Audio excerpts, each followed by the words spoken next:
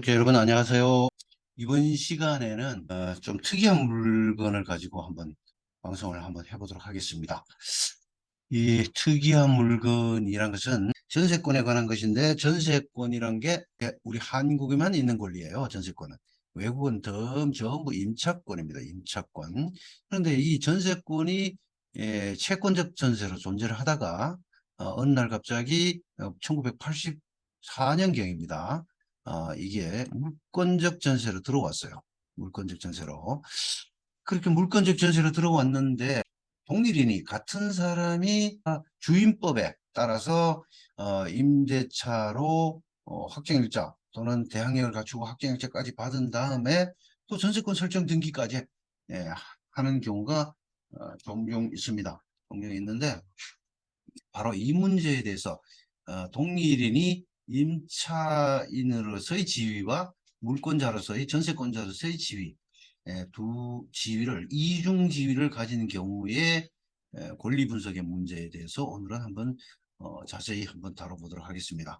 이 문제는 종종 자주 발생되고 있고요. 현재 지금 대법원 판례가 대법원 판례가 여러 편이 나왔습니다. 그런데 이게 거의 같은 사안인데, 같은 사안에서 거의 판례가 이중화돼 있어요.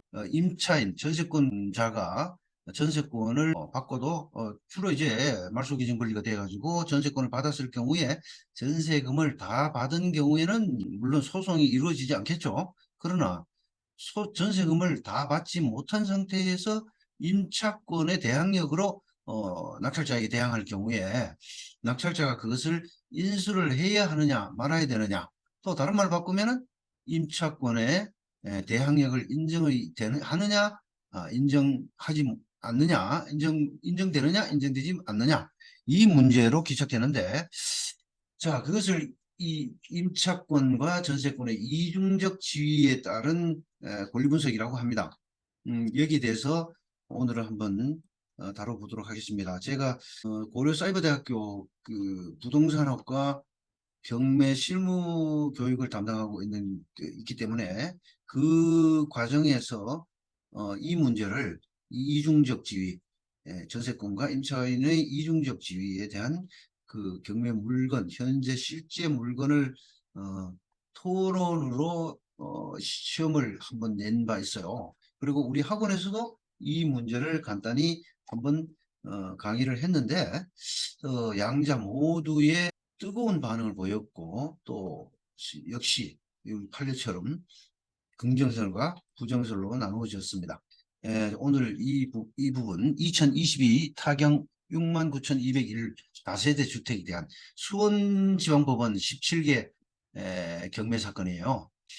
한번 보십시다. 자, 상당히 좀 문제가 있는 것입니다. 이 물건이 문제가 있는 게 아니라 여기에 대한 대법원 결정이 문제가 있다는 얘기입니다. 긍정설을 취하는 대법원 판례와 부정설을 취하는 대법원 판례가 서로 충돌을 일으키고 있다.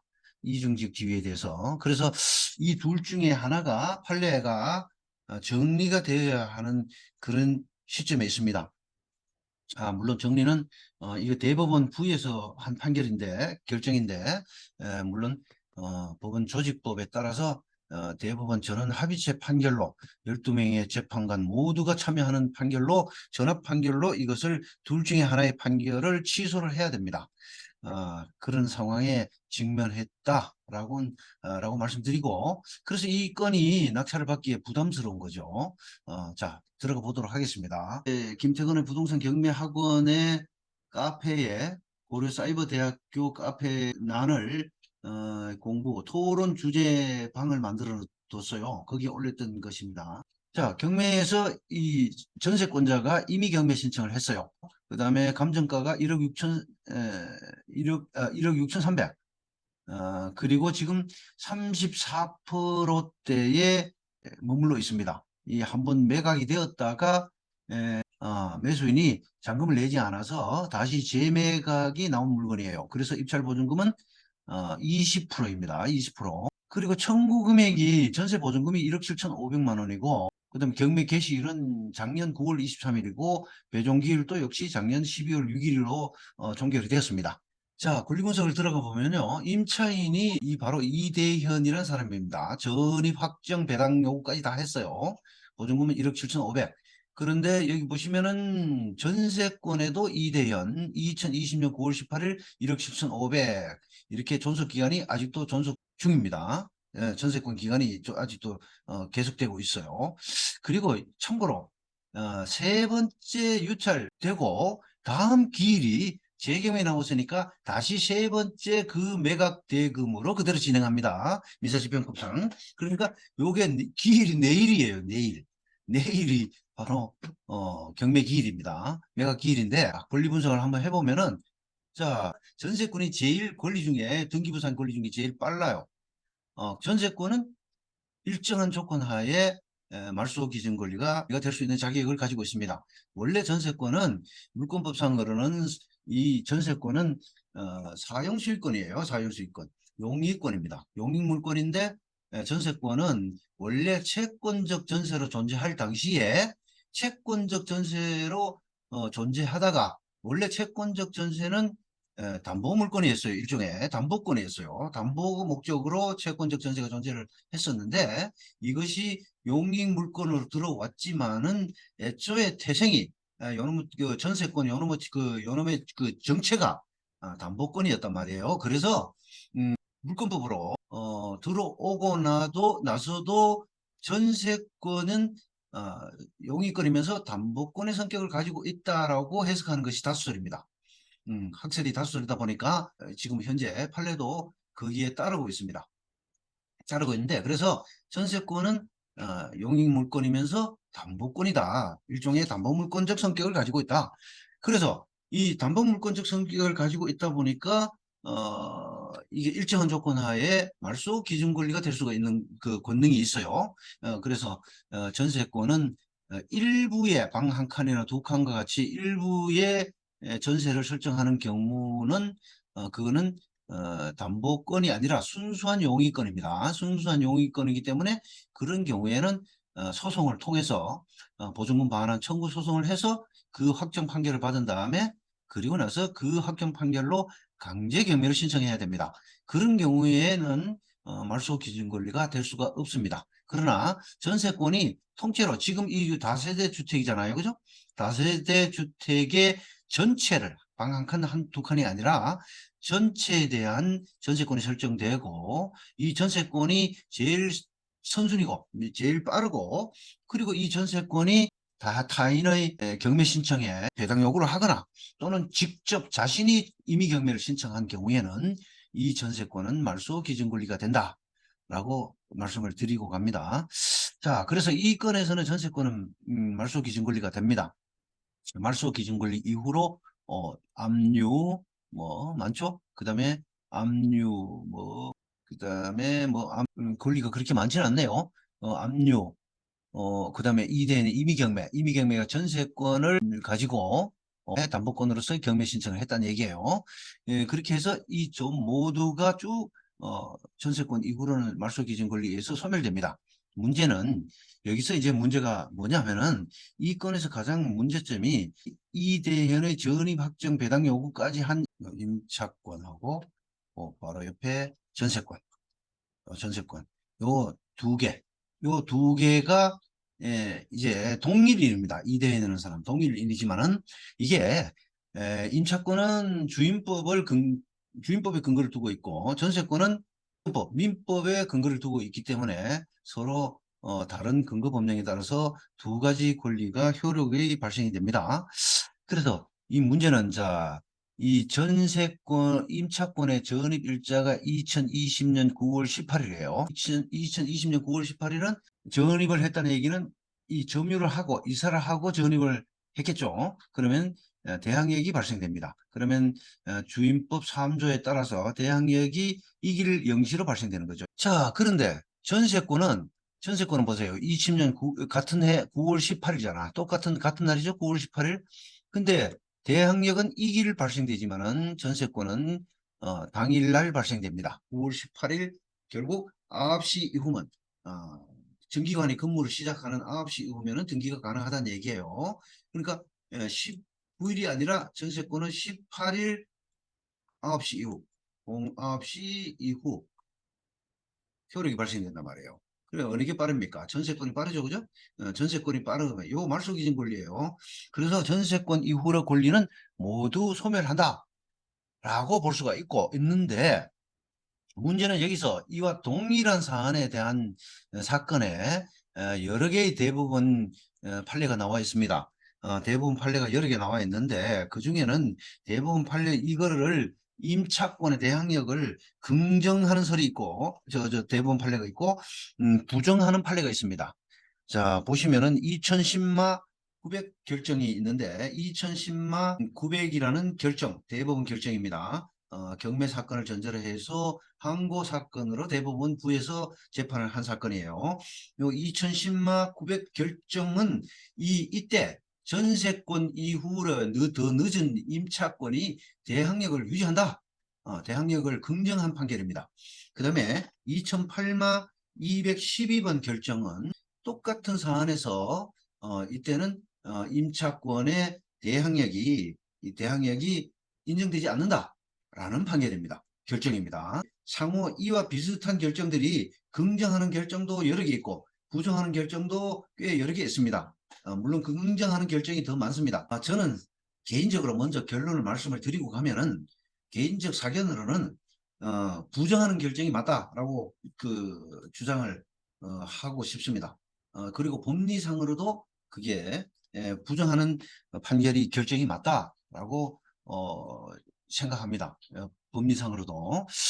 자, 왜 그러냐면은 자, 긍정설에 우리 결과 먼저 놓고 알고 나서 좀 말씀을 드리겠습니다.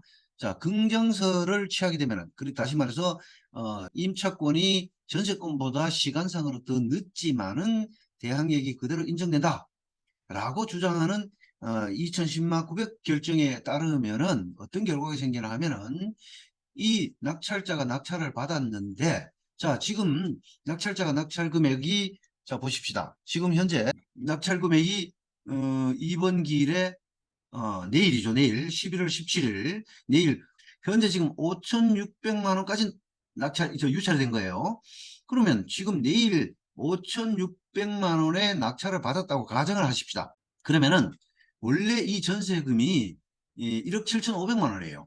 그 임대차 보증금도 1억 7,500만 원이에요. 1억 7,500만 원인데 6,500만 원 낙찰을 받으면은 자, 이 전세권자가 즉 임차권자이자 전세권자가 6,500만 원밖에 못 받는다는 얘기가 됩니다. 자, 이 경매 비용은 차치해 놓고요. 계산의 편의상 경매 비용은 따지지 않을게요. 그거는 제쳐 놓고 5,600만 원을 빼면은 1억 7,500만 원 전세금에서 무려 1억 한 2천 정도 되나요? 약 한 1억 2천 정도는 못 받게 되는 거야. 그러면 1억 2천만 원을 낙찰자가 인수해야 된다는 결론이 나온단 말이에요. 대항력 긍정을 하는 판결에 의하면은 낙찰자가 이것을 인수해야 된단 말이에요. 인수.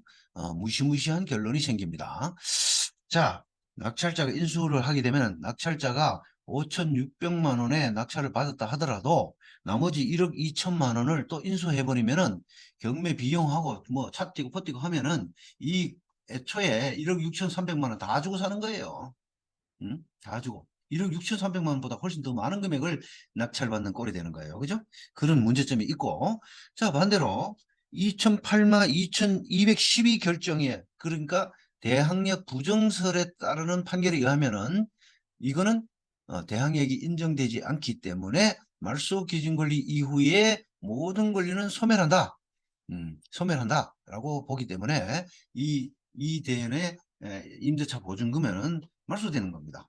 말소되면 어떻게 돼? 대항력을 설사 가지고 있다 하더라도 낙찰자에게 명도 문제만 생길 뿐이다.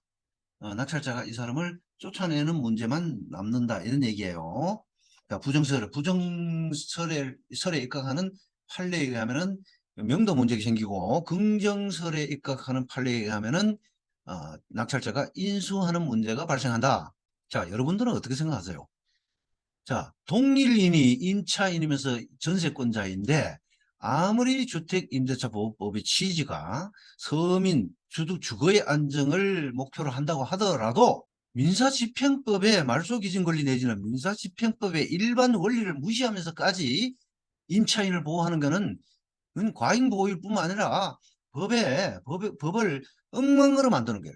법리상으로도 말소기준 권리란 것은 우리 민사집행법이 제한력을 먼저 갖췄으면 인수를 하거나 그렇지 않으면은 소멸하는 게, 말소되는 게 대원칙이란 말이에요. 그걸 전제로 해서 경매 제도가 존재하는 겁니다. 그 대원칙을 무시하면서까지 대부분에서 주택임대차 서민 보호 목적이니까 주임법이 임차권에 전입신고하고 확정일자를 받은 것은 전세권과 별도로 그렇게 한 것은 이 사람이 전세권과 별도로 그걸 받기 위한 수단으로 그런 의도로 했다. 말도 안 되는 지나친 과잉보호 차원의 그런 말도 안 되는 논리로, 법리상으로 그런 말도 안 되는 논리예요. 그런 논리로 지금 2010마 900 결정은 그런 논리를 전개하면서 임차인의 대항력을 긍정하고 있거든요. 자, 다시 말씀드리면은 임차권의 대항력을 보호하느냐 아니면은 민사집행법의 대원칙을 보호하느냐 지키느냐, 그 둘 중에 하나에 어느 것이 맞느냐 문제예요.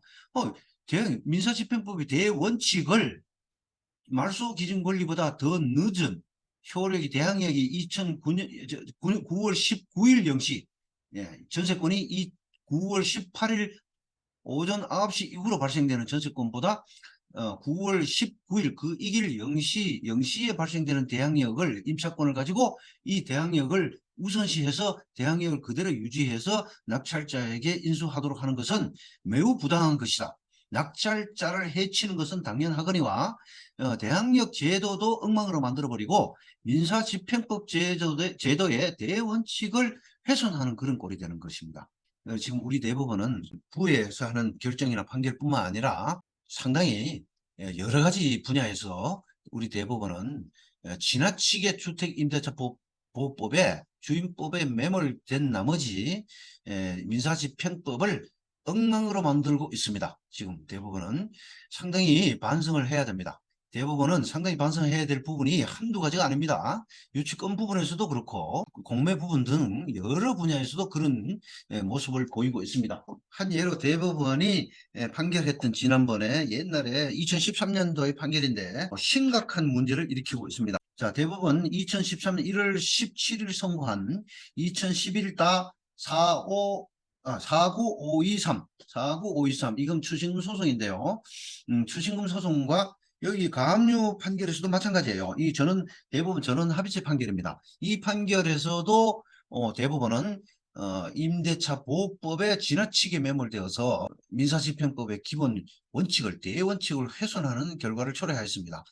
이것은 앞으로 우리 대법원이 이런 방법으로 계속 판결이 나아가게 되면은 우리 민사집행, 다시 말해서 경매 제도 자체가 존재가 훼손될 정도로 문제를 일으킬 수 있다는 점을 걱정의 말씀을 드리고, 자, 여기서 다시 본론으로 돌아와서 대법원 결정의 긍정설에 의하면은 임차권의 대항력이 인정되기 때문에 낙찰자가 나머지 금액을 모두 낙찰자가 인수해야 된다라는 말씀을 드리고, 또 만약에 부정설에 의하면은 낙찰자가 인수하는 것이 아니라 이것은 명도 문제로 귀결된다라는 말씀을 드립니다. 그래서 자, 법리상으로는 분명히 전세권인 말소기준 권리보다 더 늦은, 시간상으로 늦은 임차권이 말소되고 임차인은 낙찰자에 의해서 명도의 대상이 된다라고 보는 것이 말소주의에 입각하고 있는 민사집행법에 타당하다, 합리적이다라는 말씀을 드리고, 이건 어디까지나 제 개인적 사정이 얘기고 말씀이고 생각이고, 또 2008마 212 결정에 대한 판결에 대한 찬동하는 것입니다. 이 판결이 더 민사집행법과 부합하기 때문에 이 판결이 법리가 타당하다. 따라서 앞으로 대법원 전원 합의체 판결에 의해서 대항력이 긍정하는 2010마 900번 결정은 폐지되어야 마땅하다라는 말씀을 드립니다. 자, 이 건이 상당히 지금 고려사이버대학에서 이 토론 문제를 냈더니 여기 상당히 아주 건설적인 논쟁이 심각할 정도로 좋은 의미로 심각하다는 얘기인데, 심각할 정도로 논쟁이 심했습니다. 제가 이제 앞으로 좀 조만간에 이 점수를 채점을 하지만은 채점을 하면서도 좀 걱정스러운 정도로 이분들에게 정말 점수를 줄 수 있다면은 100점 이상의 많은 점수를 드리고 싶을 정도로 뜨거운 관심과 논쟁을 보였어요. 저희 학원에서도 마찬가지예요. 학원에서도 상당히 기본반의 수강생인데도 불구하고 이 문제에 대해서 상당히 뜨거운 관심을 보이고 상당히 뜨거운 논쟁을 벌였습니다. 자, 이렇게 정리하면은 이 건이 낙찰자가 금년도 올해 8월 8일 날 낙찰을 받았어요. 매각 결정이 났고 매각 허가 결정이 났어요. 그런데 잔금을 포기했어요. 아마 이분이 낙찰을 받고 잔금 내기 전에 잔금 납입 기간을 한 달 정도 시간을 주니까 여러 사람을 만나서 여기 대해서 아마 내가 낙찰을 잘 받은 것인지 좀 걱정이 돼서 많이 여러 사람한테 물어봤겠죠. 그러니까 뭐 이 판결에 대한 얘기도 또 나왔겠죠. 그러면서 2010마 900번 결정 이 긍정하는 판결이 숫자상으로는 더 많아요. 숫자 더 많다고 해서 그 판결이 타당하다는 건 아니에요. 어쨌든 이거는 법원 조직법상 대법원 전원 합의체 판결에 의해서 이걸 둘 중에 하나를 폐기할 수밖에 없습니다. 그런데 낙찰자는 그래요. 낙찰자는 자기가 인수할까 봐서 대항력이 인정된다는 900번 결정에 따라서 잔금을 내지 않았던 것 같아요. 잔금을 포기해버렸는데, 자, 다시 재경매에 나왔습니다. 이제 내일 경매가 진행이 됩니다. 내일 진행되는데, 사건이 진행되는데, 만약에 내일 또 유찰이 돼가지고, 아마도, 그 더 낮은 금액에 낙찰을 받을지도 모르죠. 더 낮은 금액에, 더 낮은 금액에, 아마 한 자리 숫자를 가서 낙찰 받을 수도 있겠죠. 그러자면은, 인수를 설사 2010만 900번 결정대에 따라서 인수를 한다 하더라도 뭐 큰 문제는 없죠. 그렇게 되도록 기다리는 수밖에 없겠죠. 그러나 이게 지금 재판이 붙어가지고 전원 합의체 판결로 정리되는 그런 사태가 벌어진다면은 아주 역사적인 사건이 되죠. 그래 되면 좋겠죠. 그러나 낙찰받은 사람은 상당히 마음의 상처를 많이 입겠죠. 그러나 어쨌든 객관적으로 사회 경제적으로 봤을 때, 법리적으로 봤을 때는 그러한 일이 벌어진다면은 새로운 전원 합의체 판결이 태동을 하게 되고 새로운 이 사건이 언젠가는 정리가 돼야 됩니다. 지금 이게 계속 반복되고 있는데 대법원 부에서 이런 결정을 서로 한쪽은 긍정, 한쪽은 부정 이런 식으로 또 여기에 따라서 지방법원 판결이나 고등법원 판결에서 하급심 판결에서 또 긍정설을 따르는 또 부정설을 따르는 판례 뭐 이런 등등으로 아주 시끄럽고 말로하고 되고 있습니다. 그렇다면 이게 지금 이와 같은 사건이 계속 반복해서 나오면 누가 낙찰을 받겠습니까? 그래서 이 경매제도, 민사집행제도를 하루속히 정착시키는 차원에서도 이 사건은 전원 합의체 판결로 정확하게 다시 전화 판결로 정리를 할 필요성이 있다는 사실 말씀드리고 자 그래서 이게 다음에 누가 낙찰을 받은 분이 운이 좋으면 그냥 지나가는 거예요. 그러면 정리되는 걸로 이렇게 부정되는 걸로 왜? 이 대항력이 효력이 발생되는 게 전세권보다 더 늦으니까 그렇게 정리해버리면은 법원에서 그렇게 정리할 수 있어요. 그렇게 정리하면 그걸로 끝나는 거예요. 5,600만 원 낙찰 받으면은 5,600만 원을 낙찰 받는 걸로 끝나는 겁니다. 이 건의 경우에는 1억 6,300이 아니라 5,600만 원 끝나는 거예요. 그런데 만약에 거기서 누가 배당 이의가 들어온다거나 재판이 붙게 되면은 드디어 이제 대법원 전원 합의체 판결로 가든지 또 새로 그 사건을 맡은 부에서 항고심이나 재항고심이나 또 대법원 결정 부에서 또 이런 긍정서를 취하거나 부정서를 취하거나 이런 판결이 나오거나 아니면은 대법원에서 이번에는 그야말로 전원합의체 판결로 바야흐로 세기 사건을 새로운 전원 판결을 내든지 그렇게 해야 되겠죠. 만약에 전원 판결에서 긍정서를 따르게 되면은 지난번에 2008만 212번 부정한 결정 판결은 폐기될 것이고 만약에 부정서를 따르게 되면은 그 다음에 2010만 900번의 판결과 그를 따르는 하급심 판결은 모두 폐기될 것입니다. 자, 그렇게 정리될 것이고 둘 중에 하나로 귀착되게 될 것입니다. 그래서 이 사건의 경우는 낙찰을 받는 사람이 부담스러울 수도 있습니다. 그래서 그거 하면은 아주 많이 5회, 6회 유찰된 뒤에 낙찰을 받는 방법도 없지 않아 있습니다. 그런데 이 또 보면은 이걸 모르고 또 덜렁 들어가 낙찰 받았다가 또 뜨거운 감자 토하듯이 토하는 분들이 또 있어요. 그러면 또 재경험이 나오겠죠. 그러면 이 사건이 아주 세기의 사건이 될 수도 있습니다. 세기의 사건이 될는지 여부는 여러분과 저도 한번 두고 지켜보도록 하십시다. 자, 이 사건이 좀 뭐 길게 제가 장황하게 말씀을 드렸는데 굉장히 좀 어려운 문제입니다. 예, 모든 경매라는 것은요, 종국에 가서는 소송과 연결이 됩니다. 경매도 일종의 재판의 일종입니다. 경매 개시 결정 등기부터 그때 경매 개시 결정부터가 재판입니다. 사실은 재판이기 때문에 그런 현상을 가져오고 있다. 그런 걸 좀 이해하시고 이 사건을 통해서 경매에 대한 기본적인 법적 성격을 좀 더 정치하게 이해하셨으면 하는 마음 간절합니다.